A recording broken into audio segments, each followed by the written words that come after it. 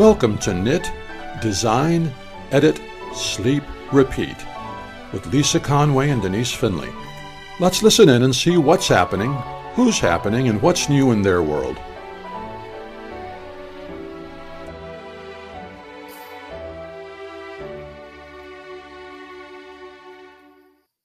Hey, Lisa, do you have a minute? Hey, Denise. Of course, always for you. Aw, well, you're such a sweetie. So, how's everybody doing today? First of all, let's get that out of the way. Just real quick. Everybody's happy and healthy. We had a brief scare with a possible COVID exposure that turned out to not be a COVID exposure. It was a third party kind of thing. Yeah. That person never came down with COVID, so we're fine. Yay. Okay, well, I just have just a really quick question about something that I had never heard of before, but it was mentioned in a knit thing that I was in online the other day. And so I thought, "Oh, I know somebody I can ask a question about with this because she's a tech editor, right?" So here's the question, and I might have a few more after that. What is a style sheet? Oh, that's a big question, actually. It's going to take me a few minutes to answer it, probably. I got time. That's good. I'm glad you've got time. Okay, a style sheet. Most style sheets are actually used by publishers, Okay. but I think that designers can help improve and speed up their pattern writing process by creating one of their own or getting their tech editor to help them create one. What it is all of the rules that you're going to apply to how your pattern is laid out, formatted, abbreviated, all of the little technical details that say this piece comes before that piece. Mm-hmm. This abbreviation is always used capitalized, that kind of thing. Okay, so I guess then, do you think every designer needs to have a style sheet? I don't know that every designer needs a full style sheet. They do need a good solid pattern template, which is part of the style sheet, so that when they lay out their pattern, they're consistent from one pattern to the next. Okay. And you know, that day we talked about what a tech editor does. One of the things I didn't mention is that if you've got a client that you edit multiple patterns, you'll develop an eye for how that designer lays out their patterns. And suddenly you'll see a pattern that comes through and they've moved something. And the first question I have is this deliberate? Is there a reason for this change? Should we maybe take it back to the original pattern template? So you can spot those things after you've worked with the designer, then, is what you're saying. You'll get used to a particular designer and suddenly realize that they've changed their template somehow, and it does bring up the question. Sure. Did you do this on purpose? Or is it a boo-boo? Is it because you copied and pasted something and things got out of order? And is this something you want to change permanently for other patterns as well? So a pattern template that literally lays out where you place the name, where you place the majority of your photographs. Those tend to move around a little bit within a pattern. Do you always put the supplies list on the first page or the last page? I have one designer that right now that all of her supplies information goes on the back because her patterns are often sold in a store where they are shrink wrapped. And so the title page and the yarn information and all of that are back to back. That makes sense. Yeah. With the pattern in between. And it allows the buyer to see that information even without opening the package. Right. So where does that information come from? That's all part of the style sheet or pattern template, so that you know every single time you create a pattern where that information goes. You just have to fill in the blanks. You know, it's funny. Now that you mention that, there's a couple of designers that I have more than one of their patterns, because I kind of like their style or whatever, or they ran a special. No, but yeah, I've noticed that one designer in particular that everything looks exactly the same on her front page. And then I know that sometimes it takes longer to describe something or to make a list of supplies or whatever, because you're using more things. But then the rest of her pattern, it's almost exactly the same as the other ones. That's interesting that you should talk about that. Yeah. Well, and style sheets are used a lot, say, by magazines. If you're submitting to a magazine, they've accepted your proposal, they will send you their style sheet so that you know what format you need to use. And especially when it comes to like use of abbreviations and things like that, magazines want real control over that because they don't put a glossary with every pattern. It is in a separate place in the magazine. Yeah. So how those abbreviations show up, tripped over that one. How those show up within your pattern need to match how they're going to show up in their glossary. But an individual designer can build their own abbreviation style sheet so that their abbreviations stay consistent from one pattern to the next, helping their knitter be able to say, oh, if I see capital M1, that always means make one right. Right. But if I see M1L, that always means make one left. Now, that's not really the best explanation because really it should be M1R and M1L. But if the designer is consistent in using those the same way all the time, then it's really, if they've got that in a list, they know not to make the mistake of changing it. I actually just came across that M1 and M1R in a pattern, and it is written by somebody from one of the Slavic countries. So perhaps that's just something that they do in there, or just her style, maybe. It's probably just the designer's individual style. It's how she or he has chosen to represent that particular stitch within their patterns. Whether they are consistent depends on whether or not they have looked at that as a consistency issue. Yeah, because I had to look it up in her glossary because I'm like, M1, well, which way do I go, right or left? But it made sense then when I read it in the glossary.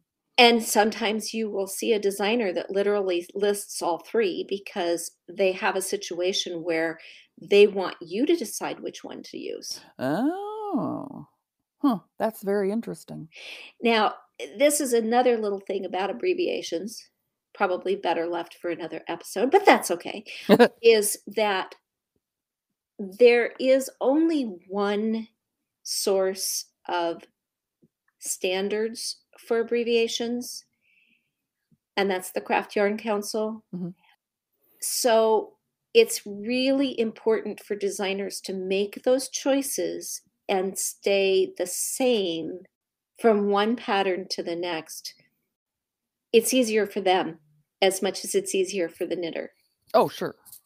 So that's where a style sheet becomes absolutely the best thing they could refer to because they know they're doing the same thing all the time. Well, you just brought up my next question because we're talking about style sheets, but what do you put in a style sheet? What should be in a style sheet? What should be in a style sheet? Correct. Well, like I said in the beginning, where things are going to go in your pattern. So listing out how your pattern's going to be broken up. What kind of titles are you going to use on your individual sections? What are those going to look like? Are they going to be bolded or are they just going to be a larger font? Where those pieces go. Should it always be the same font? Like if you're going to be multiple designs, do you think they should always stick with the same font? Question. Yes, for consistency, I would say that you should choose a font, stick with it. Stick with it. Okay, that makes sense to me, but yeah, I didn't know if it was important. It's not crucial. Okay. I mean, that's a design decision. And as our patterns, as we create more patterns, we may find a different font. So somewhere down the road, those fonts may change. But if you stay consistent from one pattern to the next, it can be really helpful. I will also mention, since we're talking fonts here, to make sure you're using an easily readable font. Definitely. Don't get fancy Right. with your font. Don't use curly cues and super script type fonts. Keep the fonts clean. Yeah, that makes sense. Yeah. So the style sheet, anything else? Like, so you're taking it apart piece by piece by piece, like, or point by point? Okay. Point by point. What is your layout? What is your formatting? That should be in your style sheet. So are you going to use 1/2 inch margins, or are you going to use bigger margins? There are some avenues where you might want to use like 1-inch margins, for example. Don't use too small of a margin. So pick a margin that's wide enough that all printers can handle it. And printers are getting better at being able to print borderless, but there are still a lot of printers out there that won't print outside of that 1/2 inch margin. So I wouldn't go any smaller than that. So whatever your margin size is should be in there. Racking my brain here, trying to remember the last time I saw a style sheet, everything that was covered in terms of formatting. Like I said, how your titles show up. And by titles, I mean section breaks and how you do those. Are you going to use colons? That's another piece, is what type of punctuation are you going to use? Are you going to make sure that for repeats, you always use an asterisk? Are you going to use parentheses or brackets? Are you going to use a standard hyphen versus an N dash or an M dash? Because those are different. Look it up in a style guide. That was one of the things that I still, to this day, even after a year of doing this, sometimes have to look up when it's appropriate to use the M dash versus the N dash, because they are different lengths. Yes, they are. And whether or not you put a space before and after it is another little tiny issue in the punctuation correction realm. But having it stated, this is what I'm going to use, so that when you come to it, you know it.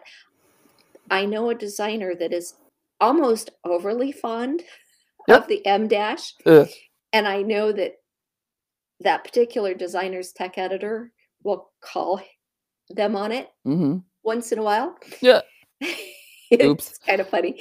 They call me on the tilde because I use it to separate my paragraphs, like a time frame, like it's the next day or something, but it's the same chapter. I'm not changing chapters. So I use some tildes, and they're, what? I'm like, hey, leave me alone. I'm an independent author. So I hear what you're saying. Right.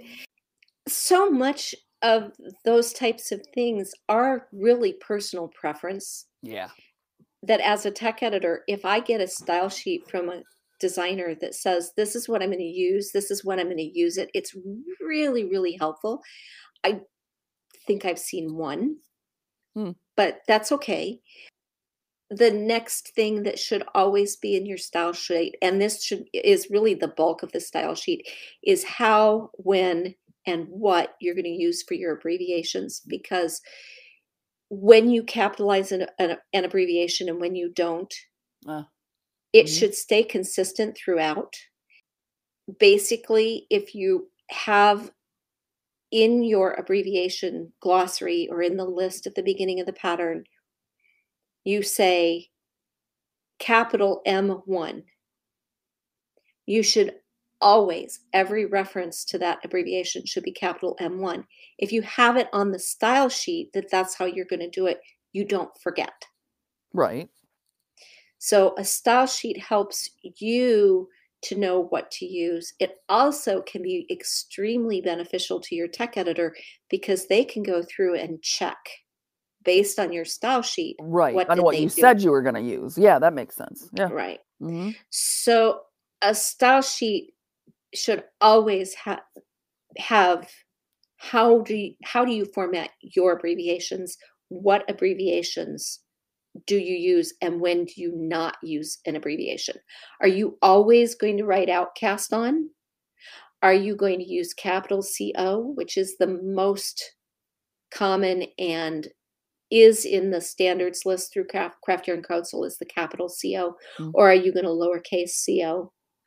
Huh. How you're going to do that should be in that style sheet if you're going to use a style sheet. And the more common style sheets become, the faster it becomes for your editor to edit for you, actually, Ah, that makes sense. Yeah, because it's easier to hunt for those things. sure.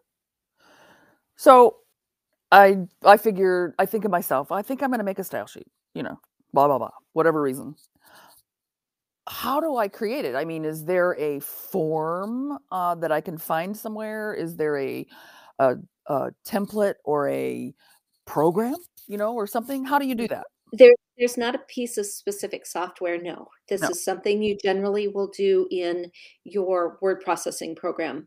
Okay. I have toyed, haven't done it yet, have toyed with creating a template for you to create your style sheet. Ooh. So check back because this might just be the kick in the pants that I need to get it done. Could you make one for me? Just me, Lisa. Sure. You're a good Sorry friend about that, down folks. here. But basically what you want to do is take your patterns that you have created and examine them and look at what have I done in forms of formatting? What margins have I used? What types of fonts have I used? How did I designate my individual sections and create a template? Ah. When you've created that template, then every time you go to write a new pattern, you just open the template, resave it as the new pattern name, and off you go. Now you're just filling in sections. I was just going to say, you're filling in the blanks, kind of. Yeah. You're filling in the blanks now. Okay. The second document, and these really should be two separate documents for your benefit because the pattern template, like I said, you can reuse over and over again. Right. The second template, you can either do in a word processor or in a spreadsheet if you know how to use spreadsheets for basically just data collection. Right. And not worrying about all the formulas and things. But create a table, and for every single abbreviation that you use, look at the different ways that abbreviation can be written. Okay. So capitalized, lowercase, with commas, with dashes, whatever it is. And across the table, in the first column, write down what is the stitch. So if it's knit, write out knit. Mm-hmm. If it's make one right, make one right. Mm-hmm. And then show every possibility for that and decide which one of those do I really want to use and circle it. Print it out, circle it, and then keep that in a file. Make sure you keep the electronic copy because as you go along, you might want to make changes. But keep that piece of paper, and then every time you write a pattern, pull that piece of paper out, set it on your desk, and refer to it. Mm-hmm. Now, sharing that with your tech editor is a little more challenging. Once you've circled it, you can create a separate document that just says, what is the stitch name? What is the way I'm going to abbreviate it? So it's just 2 columns. Mm-hmm. Right. And that gives you an electronic file you can share with your tech editor. And it would be the same every time as long as you're being consistent, correct? Right. And you should only have to share it with your tech editor once. Yeah. Or if you've made a major change for some reason. And that does happen. I've seen style sheets where rather than doing it that way, they will have just a phrase that says, write out cast on every time. Oh, yeah. Always utilize capital letters for the following abbreviations. Hmm. So it's just a sentence Sure. that says what they do. But I like the table because it's easier to lay on your desk and refer to. Well, it's At probably least for easier to me. read. Yeah. At least for me. Yeah. Yeah. No, it makes sense because it's easier to read, especially if it's alphabetized, Yes, at any point. exactly. Hmm. And that's the joy of using a spreadsheet, Hmm. because you can put those abbreviations in and then alphabetize the spreadsheet after the fact. You don't have to think about putting them in alphabetical order. Well, and I'm thinking, like the first project that I send into my tech editor might just be a real simple, basic whatever. And then the next 3 or 4 might be medium. And then I'm going to bump up to cables or something. They have different abbreviations. Right. They have different standards for that. So I Yep. can see where adding it would be easier that way. Another thing that might, and I haven't actually seen it up until now, but just you mentioning cables made me think about it. You might even want to show what symbols you would use if you were going to do a chart, Ah. so that your abbreviation stays consistent, not only within the pattern, but with your chart legend With a symbol. and Yeah. matches to the symbol correctly. That would be another thing you could do on a spreadsheet, is to put that symbol in on the spreadsheet Hmm. so that it shows and is always associated with that same abbreviation. Wow. But this just that makes my head spin. No, all this stuff, Like, do I really want to be a designer? I don't know. If I could get somebody else to do all that stuff for me, no. I mean, I think it would be a fun education. Well, like I said, a style sheet isn't critical for a small independent designer. Mhm. Understanding how to read a style sheet is critical if you're going to submit to publications, magazines, or book publishers, or Mhm. those kinds of people, because you want to be able to read the style sheet they sent you Sure. and format your pattern to their specifications, because the more you do on your end, the happier they're going to be and the more frequently they're going to come back to you when you've submitted. Right. Well, Lisa, you have been just a fountain of information. I do have some editing of my own to do and a couple of my books, but is there anything else you want to add before we hang up?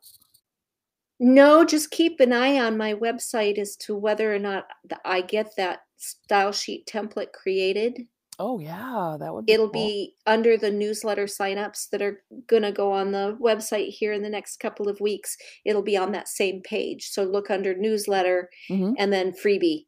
It'll be listed as a freebie on Cool. there. Give us that site information again. My website is arcticedits.com. Arctic, like where it's cold. ARCTICEDITS. Correct. Arctic Edits. Okay. Okay, sweetie. Well, my books are calling me. Yes, and I really look forward to seeing the new version. Yeah, one will be out in about less than a week. Oh, lovely. Yay. Okay, sweetie. I will Hey, talk. honey, Yeah. tell everybody what the name of your book is.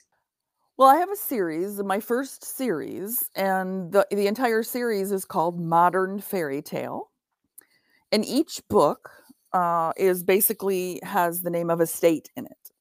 The first book is called Michigan Magic. Book 2 is Arkansas Adventure. Book 3 is Texas Transformation. Then with book 4, I started somewhat of a little different format because it was many years later past all of this stuff that happened in the first 3 books. Well, the first 2 books actually. But and it's called Flint Finale and Chapter 1. So those are the 4 books that I am re-editing and putting back on Amazon for your download to Kindle or purchase a paperback. And they even have a beta thing going with hardback right now, and I might even try that. But like, I need to learn something new. But that's all this has been. Honey, I don't care how old we get, we all should learn something new on a well, regular basis. Everybody don't you should think? write a book, okay, and put it on Kindle. Trust me. That is the best example I can give. But the books are, like I said, book 1, Michigan Magic, will be reavailable with some additions, some fun stuff in it, a couple of major snafus in a couple of chapters that I fixed because I did not know what I was doing 2.5 years ago when I published these books at all. I've learned a lot since then. I've also published, beginning another series that is, the first book is still online. It's called What Just Happened, Colorado Style. Yes, I've lived in all of these places, but this book is just the beginning of a journey of a young girl who marries someone quite a bit older than herself who goes into politics. So that's a little bit of a different kind of flavor. And I have so many on the whiteboard, it's not even funny. I don't have enough hours in a day. I think that's all of us. I know. It's Believe true. me, my potential design list, now that you've spurred me into writing patterns of my own, Oh, it's me? growing exponentially. Every single day I come up with a new idea and I have to go, write that in the notebook so I don't forget. You know what? Just real briefly, tell them about your first design. Oh, yeah. You can find my first pattern on Ravelry, and I'm looking for an alternative source outside of Ravelry. It's called Modern Fairy Tale, the Shawl. It was inspired by Denise and her husband, Randy, who you will hear from here in a few weeks, and their love story over the years, because what you learn in Denise's books is they met like in middle school. 7th grade. So like 13 years old. Yep. And how many years later did you finally get married? 42. Yeah. So it's a long running romance. And so the shawl, Modern Fairy Tale, the Shawl, is the story of that romance in knit form. And it's beautiful, people. I am making one. I am not quite done. But it has a couple of the elements that are important to the story. And if you read the book, you know what it is. And it's a fun knit. It's actually pretty fast, but I haven't had enough time to finish mine. So you're working on a dress for a wedding. Come on. I know. Yeah, well, I did the wedding dress, the bride's dress. I got that done. Now, yeah, but you're still working on your dress for the wedding, and that's got a deadline. Yep, into March. Gotta get it done. Or I'm gonna be looking pretty funny standing up there with her. All right, Denise. Well, I need to go get another cup of coffee because I've actually been up long enough that I've running out of steam. Drained the cup. Okie doke. Well, we will chat again next time. All right. Love you, dear. Honey. Love you too. Bye. Bye. Hit follow or subscribe in your favorite podcast app so you don't miss our next episode featuring Randy Finley, a former intellectual property attorney, talking copyright as it relates to patterns and designing. Remember, you can reach us through our Facebook or our Ravelry group, at our email at knitdesignedit@gmail.com. And if you would like to learn more about tech editing or grading or other services that I provide, please visit my website at arcticedits.com.